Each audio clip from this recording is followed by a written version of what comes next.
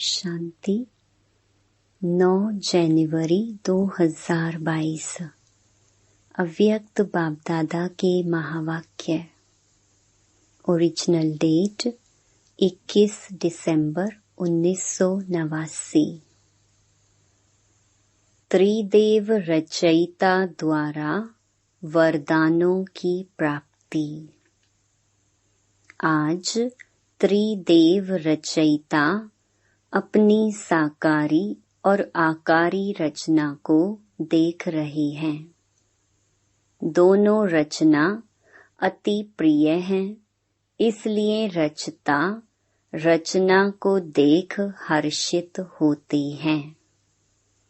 रचना सदा यह खुशी के गीत गाती कि वह रचता, और रचता सदा यह गीत गाते वह मेरी रचना।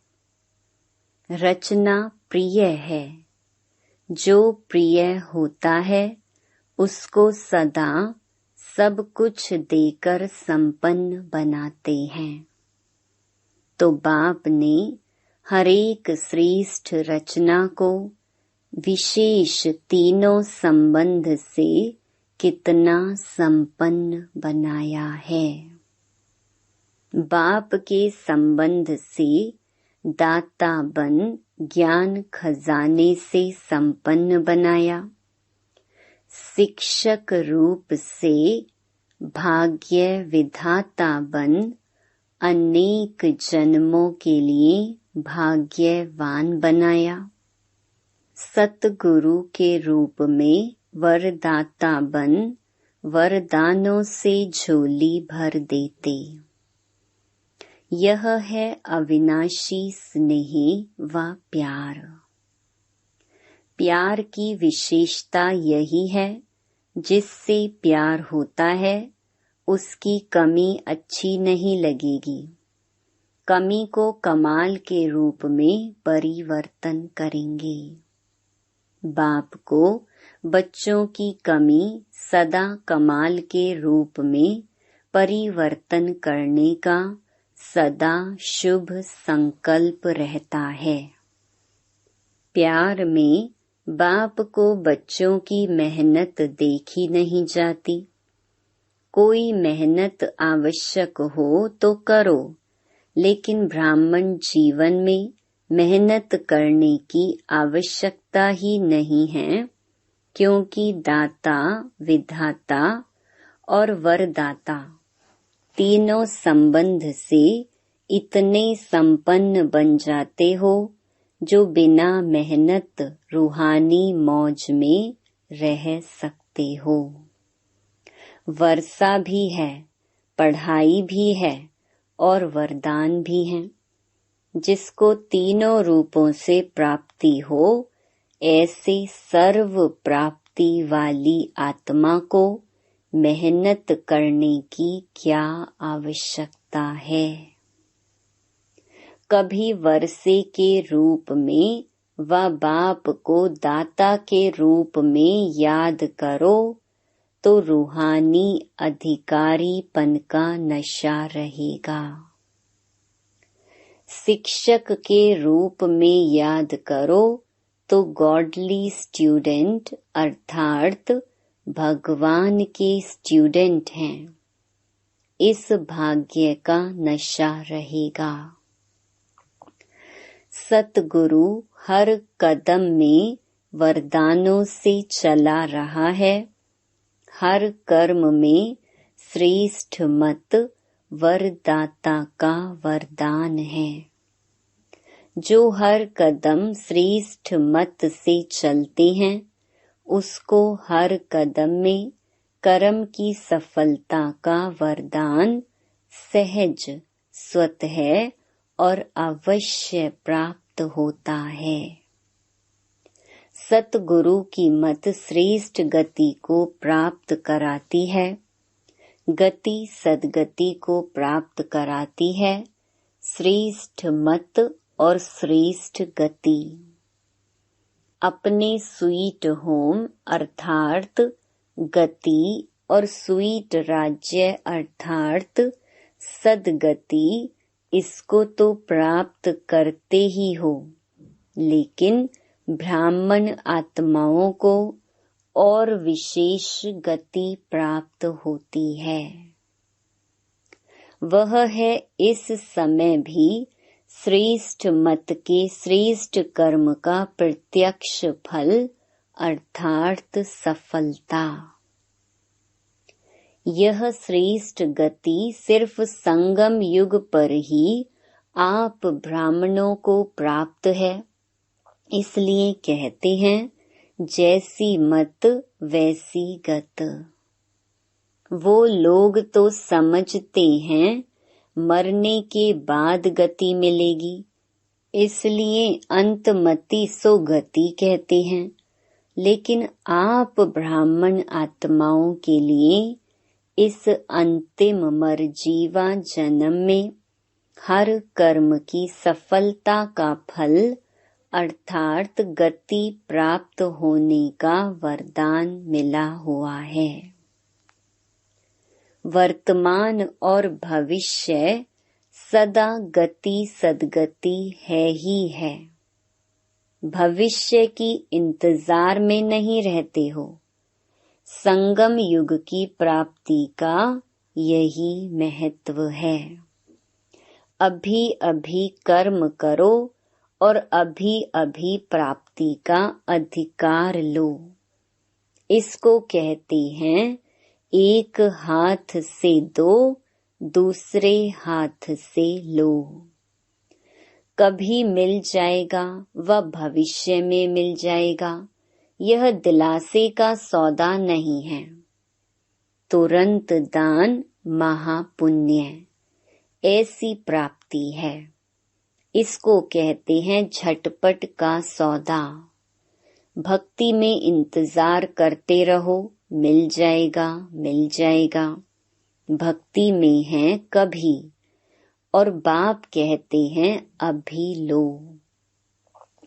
आदि स्थापना में भी आपकी प्रसिद्धता थी कि यहाँ साक्षात्कार झटपट होता है, और होता भी था, तो आदि से झटपट का सौदा हुआ। इसको कहते हैं रचता का रचना से सच्चा प्यार। सारे कल्प में ऐसा प्यारा कोई हो ही नहीं सकता। कितने भी नामी ग्रामी प्यारे हों, लेकिन यह है अविनाशी प्यार और अविनाशी प्राप्ति। तो ऐसा प्यारा कोई हो ही नहीं सकता। इसीलिए बाप को बच्चों की मेहनत पर रहम आता है।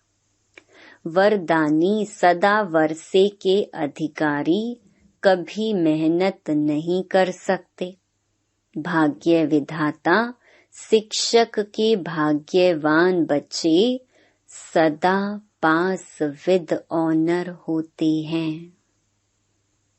ना फेल होते हैं, ना कोई व्यर्थ बात फील करते हैं। मेहनत करने के कारण दो ही हैं, या तो माया के विघ्नों से फेल हो जाते, व संबंध संपर्क में, चाहे ब्राह्मणों के चाहे अज्ञानियों के, दोनों संबंध में कर्म में आते छोटी सी बात में व्यर्थ फील कर देते हैं, जिसको आप लोग फ्लू की बीमारी कहते हो। फ्लू क्या करता है? एक तो शेकिंग, हलचल होती है, उसमें शरीर हिलता है और यह आत्मा की स्थिति हिलती है। मन हिलता है और मुख कड़वा हो जाता है। यहाँ भी मुख से कड़वे बोल बोलने लग पड़ते हैं। और क्या होता है?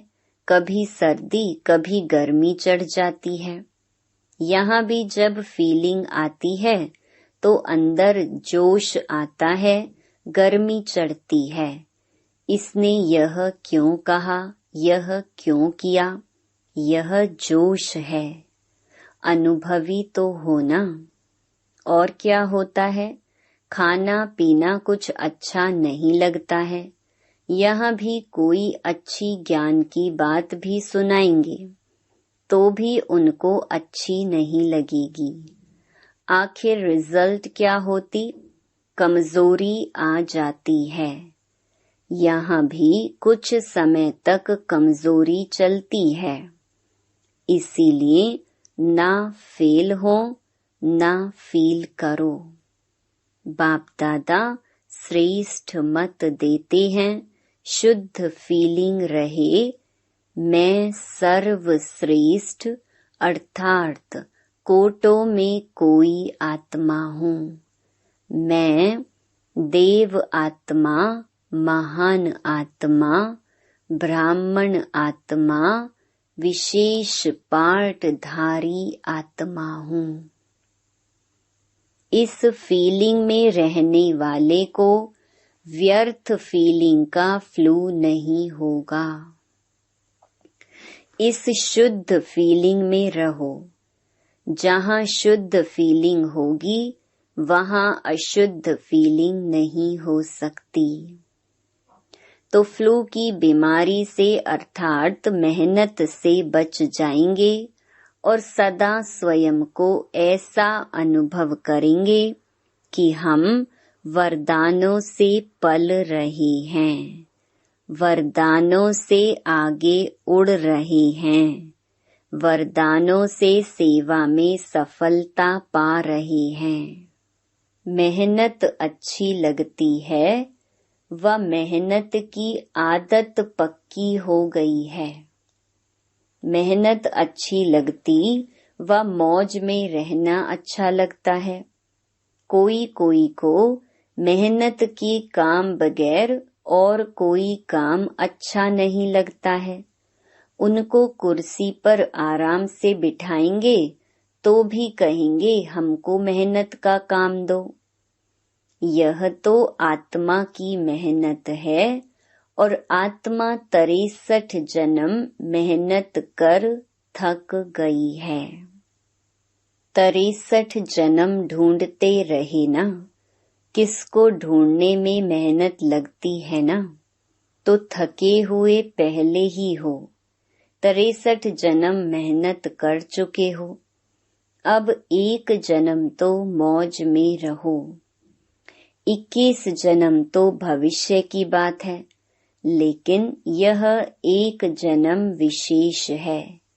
मेहनत और मौज दोनों का अनुभव कर सकते हो। भविष्य में तो वहाँ यह सब बातें भूल जाएंगी। मजा तो अभी है। दूसरे मेहनत कर रहे हैं, आप मौज में हो। अच्छा, टीचर्स ने भक्ति की है। कितने जन्म भक्ति की है? इस जन्म में तो नहीं की है ना। आपकी भक्ति पहले जन्म में पूरी हो गई। कब से फिर भक्ति शुरू की? किसके साथ शुरू की? ब्रह्मा बाप के साथ साथ आपने भी भक्ति की है। कौन से मंदिर में की? तो भक्ति की भी आदि आत्माएं हो और ज्ञान मार्ग की भी आदि आत्माएं हो। आदि की भक्ति में अव्यभिचारी भक्ति होने कारण भक्ति का आनंद सुख उस समय के प्रमाण कम नहीं हुआ। वह सुख और आनंद भी अपने स्थान पर श्रेष्ठ रहा। भक्त माला में आप हो। जब भक्ति आपने शुरू की तो भक्त माला में नहीं हो। डबल फॉरेनर्स भक्त माला में थे। भक्त बने या भक्त माला में थे। अभी सब सोच रहे हैं कि हम थे व नहीं थे। विजय माला में भी थे, भक्त माला में भी थे। पुजारी तो बने लेकिन भक्त माला में थे। भक्त माला अलग है। आप तो ज्ञानी सो भक्त बने, वह है ही भक्त। तो भक्त माला और ज्ञानियों की माला में अंतर है। ज्ञानियों की माला है विजय माला, और जो सिर्फ भक्त हैं, ऐसे नौधा भक्त जो भक्ति के बिना और बात सुनना ही नहीं चाहते, भक्ति को ही श्रेष्ठ समझते हैं। तो भक्त माला अलग है, ज्ञान माला अलग है। भक्ति जरूर की, लेकिन भक्त माला में नहीं कहेंगे, क्योंकि भक्ति का पार्ट बजाने के बाद आप सबको ज्ञान में आना है। वह नौधा भक्त हैं और आप नौधा ज्ञानी हो। आत्मा में संस्कारों का अंतर है। भक्त माना सदा मंगता के संस्कार होंगे। मैं नीच हूँ, बाप ऊंचा है, यह संस्कार होंगे। वह रॉयल भिखारी हैं और आप आत्माओं में अधिकारीपन के संस्कार हैं। इसीलिए परिचय मिलते ही अधिकारी बन गए। समझा? भक्तों को भी कोई जगह दो ना, दोनों में आप आएंगे क्या? उन्हों का भी आधा कल्प है, आपका भी आधा कल्प है। उन्हों को भी गायन माला में आना ही है, फिर भी दुनिया वालों से तो अच्छे हैं। और तरफ तो बुद्धि नहीं है, बाप की तरफ ही है। शुद्ध तो रहते हैं, पवित्रता का फल मिलता है गायन योग्य होने का। आपकी पूजा होगी, उन्हों की पूजा नहीं होती। सिर्फ स्टैच्यू बना के रखते हैं गायन के लिए। मीरा का कभी मंदिर नहीं होगा, देवताओं मिसल मीरा की पूजा नहीं होती, सिर्फ गायन है। अभी लास्ट जन्म में चाहे किसी को भी पूज लेवें, धरनी को भी पूजें तो वृक्ष को भी पूजें, लेकिन नियम प्रमाण उन्हों का सिर्फ गायन होता है, पूजन नहीं। आप पूज्य बनते हो तो आप पूजनीय आत्माएं हो, यह नशा सदा स्मृति में रखो। पूज्य आत्मा कभी कोई अपवित्र संकल्प को टच भी नहीं कर सकती। ऐसे पूज्य बने हो। अच्छा, चारों ओर के वर्षे के अधिकारी आत्माओं को सदा पढ़ाई में पास विद ऑनर्स होने वाले, सदा वरदानों द्वारा वरदानी बन औरों को भी वरदानी बनाने वाले, ऐसे बाप, शिक्षक और सतगुरु के प्यारे, सदा रूहानी मौज में रहने वाली श्रेष्ठ आत्माओं को बाप दादा का याद प्यार और नमस्ते। पंजाब राजस्थान ग्रुप। सदा अपने को होली हंस अनुभव करते हो। होली हंस अर्थात समर्थ और व्यर्थ को परखने वाले। वह जो हंस होते हैं वो कंकड़ और रतन को अलग करते हैं, मोती और पत्थर को अलग करते हैं, लेकिन आप होली हंस किसको परखने वाले हो? समर्थ क्या है और व्यर्थ क्या है, शुद्ध क्या है और अशुद्ध क्या है। जैसे हंस कभी कंकड़ को चुग नहीं सकता, अलग करके रख देगा, छोड़ देगा, ग्रहण नहीं करेगा।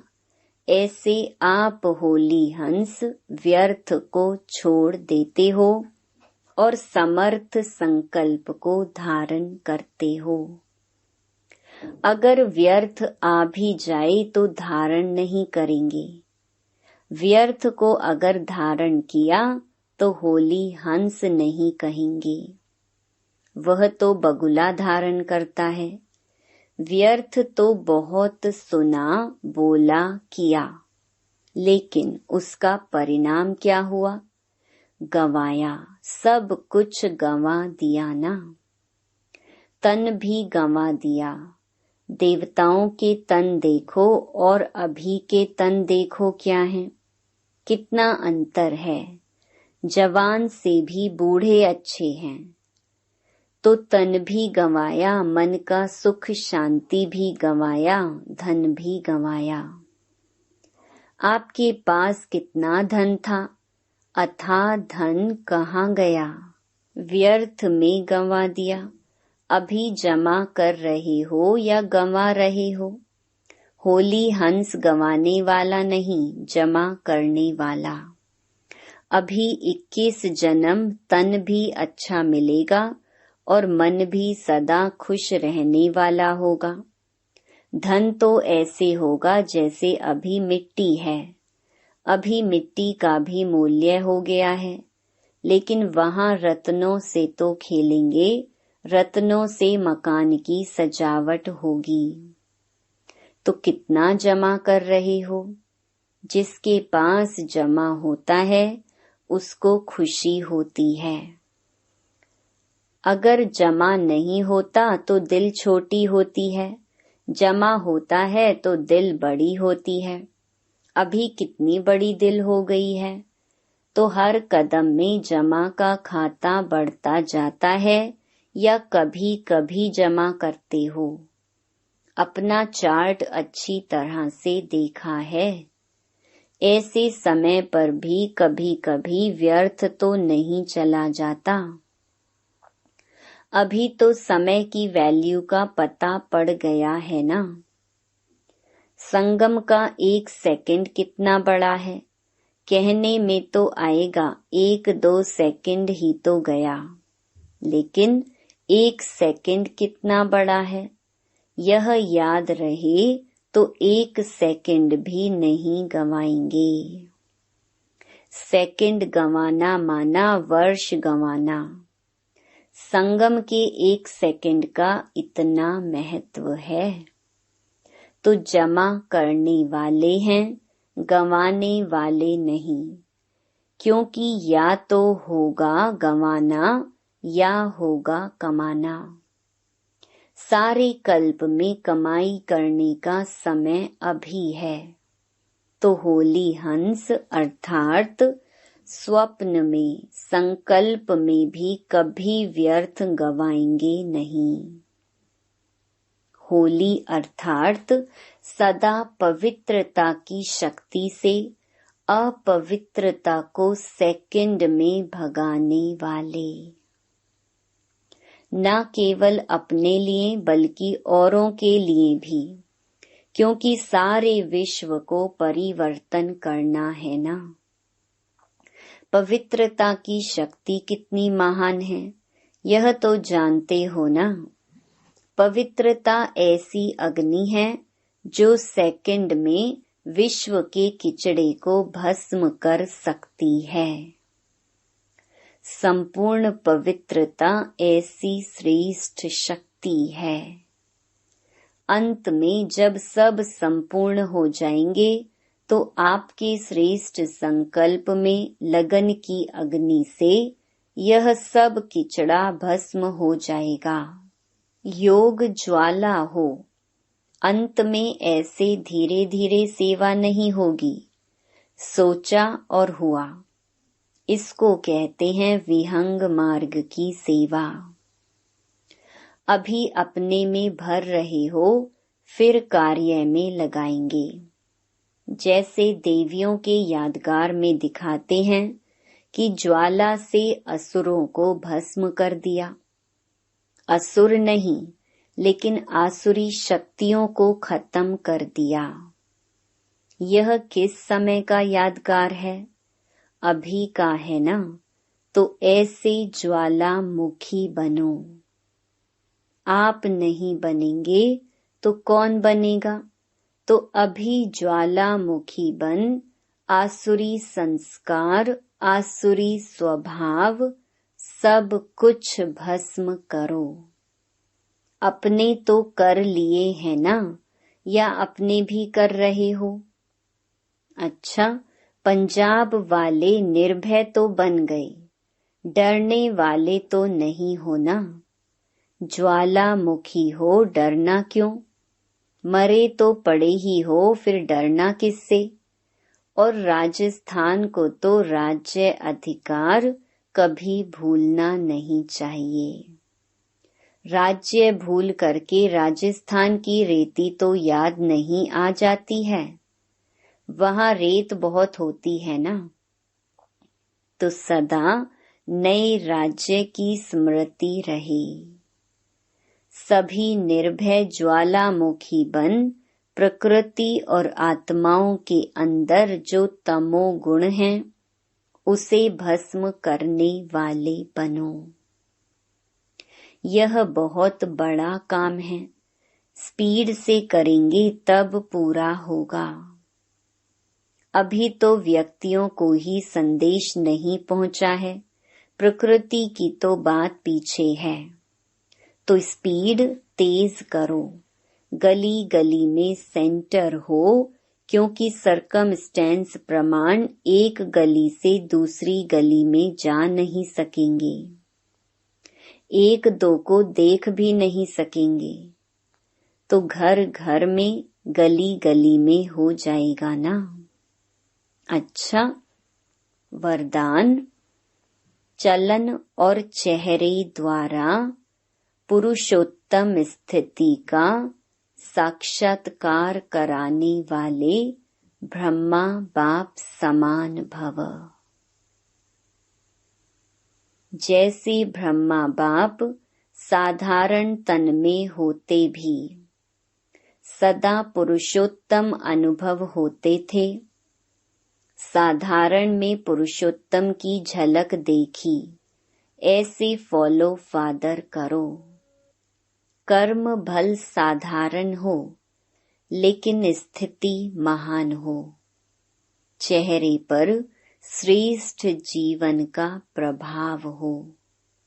जैसे लौकिक रीति में कई बच्चों की चलन और चेहरा बाप समान होता है, यहाँ चेहरे की बात नहीं, लेकिन चलन ही चित्र है।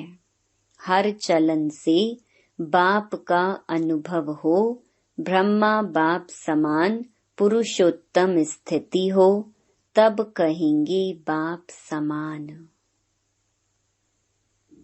स्लोगन। जो एकरस स्थिति के श्रेष्ठ आसन पर स्थित रहता है, वही सच्चा तपस्वी है। लवलीन स्थिति का अनुभव। यह परमात्म प्यार आनंद में झूला है।